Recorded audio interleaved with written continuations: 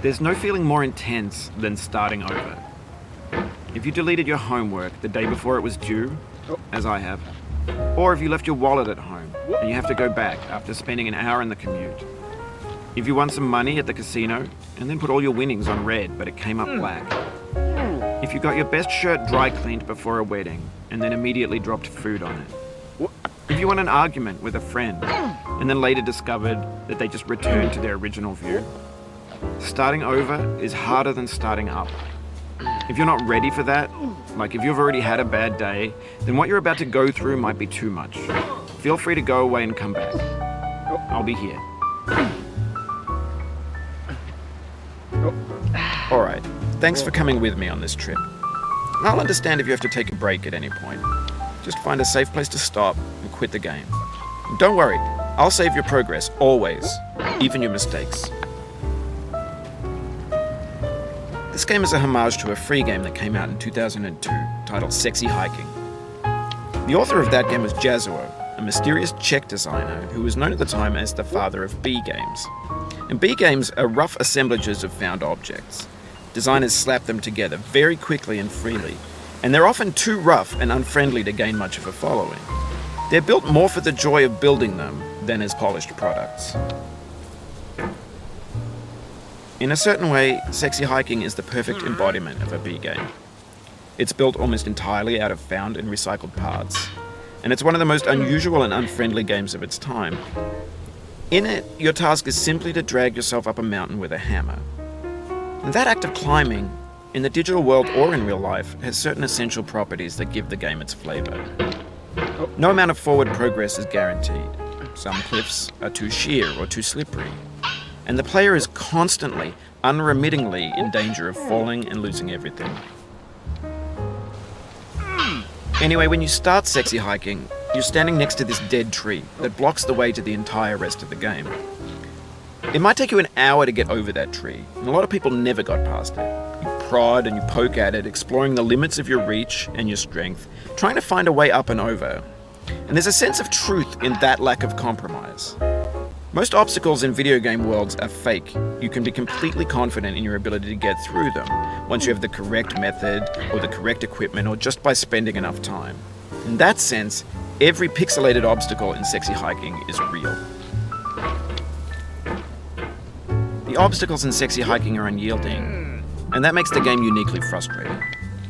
But I'm not sure Jazzuo intended to make a frustrating game. The frustration is just essential to the act of climbing, and it's authentic to the process of building a game about climbing. A funny thing happened to me as I was building this mountain. I'd have an idea for a new obstacle, and I'd build it, test it, and it would usually turn out to be unreasonably hard. But I couldn't bring myself to make it easier.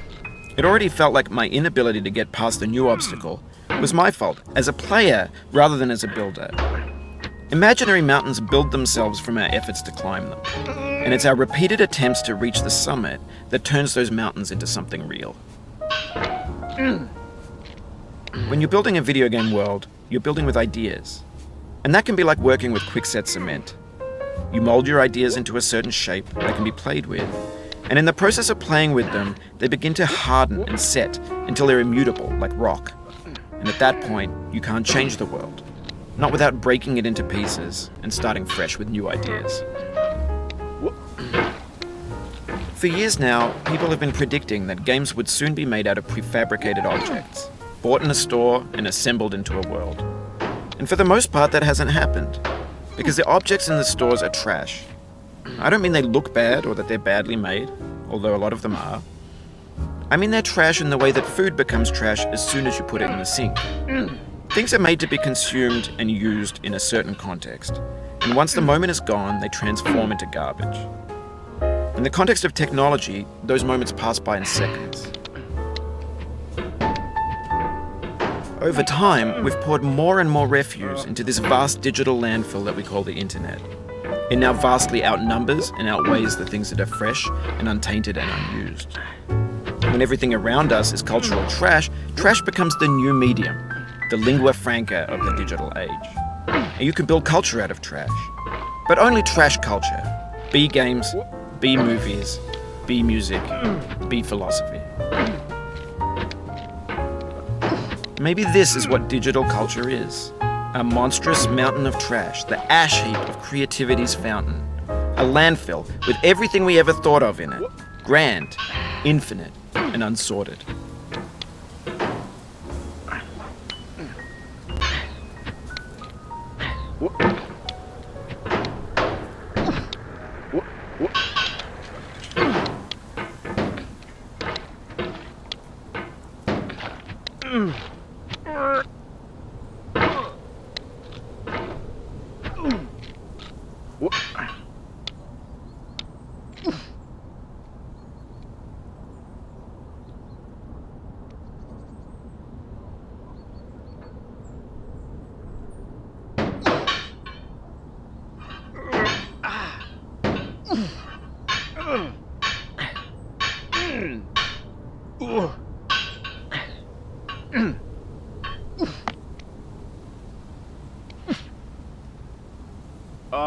Oh, you just lost a lot of progress. That's a deep frustration, a real punch in the gut. Oh, no.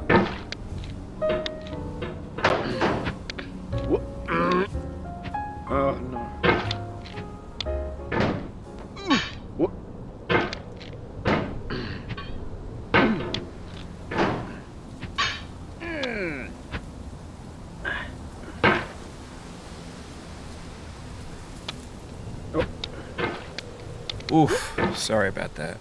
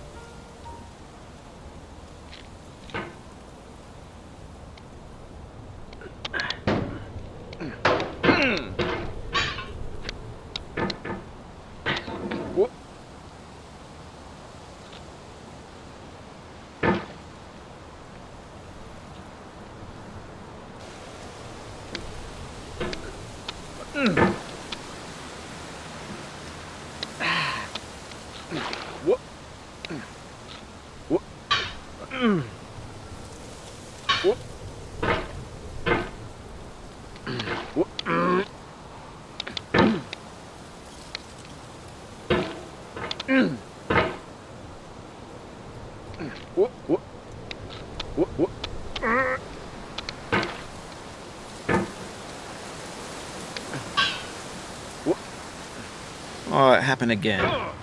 Keep on trying, don't let it get to you.